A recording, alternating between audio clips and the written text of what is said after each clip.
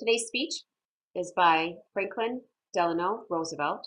This was his presidential address to Congress on December 8, 1941, the day after Pearl Harbor was bombed.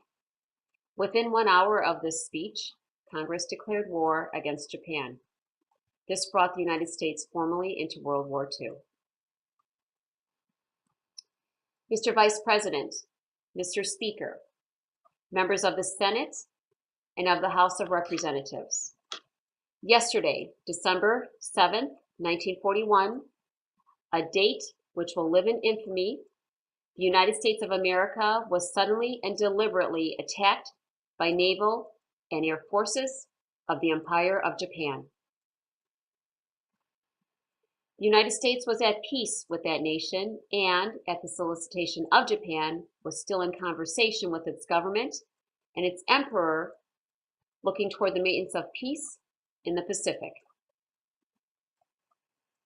Indeed, 1 hour after Japanese air squadrons had commenced bombing in the American island of Oahu, the Japanese ambassador to the United States and his colleague delivered to our Secretary of State a formal reply to a recent American message.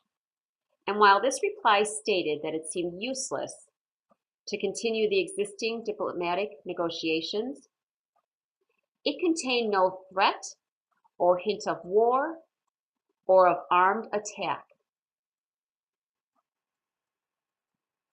It will be recorded that the distance of Hawaii from Japan makes it obvious that the attack was deliberately planned many days or even weeks ago. During this intervening time, the Japanese government has deliberately sought to deceive the United States by false statements and expressions of hope for continued peace. The attack yesterday on the Hawaiian Islands has caused severe damage to American naval and military forces.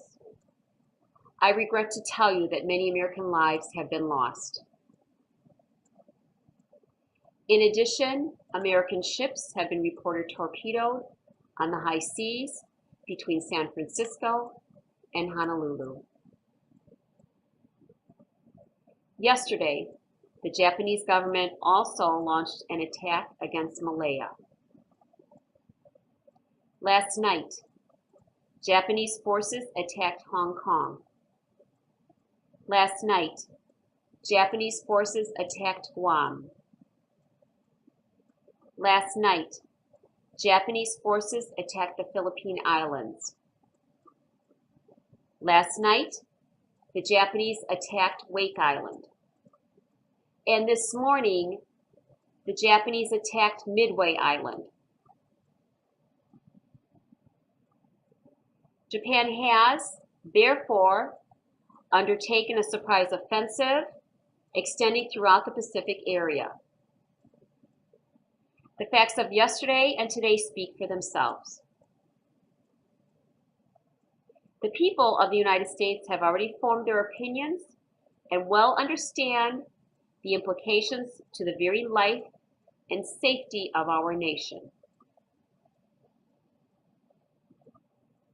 As Commander-in-Chief of the Army and Navy, I have directed that all measures be taken for our defense.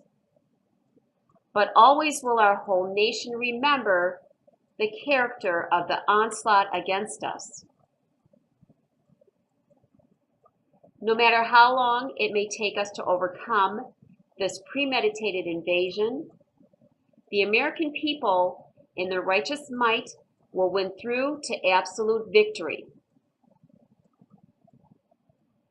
I believe that I interpret the will of the Congress and of the people when I assert that we will not only defend ourselves to the uttermost, but will make it very certain that this form of treachery shall never again endanger us.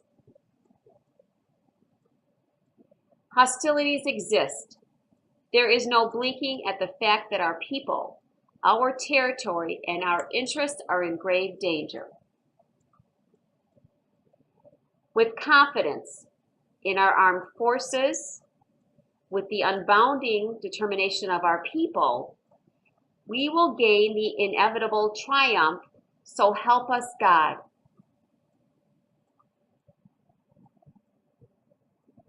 I ask that the Congress declare that since the unprovoked and dastardly attack by Japan on Sunday, December 7, 1941, a state of war has existed between the United States and the Japanese Empire.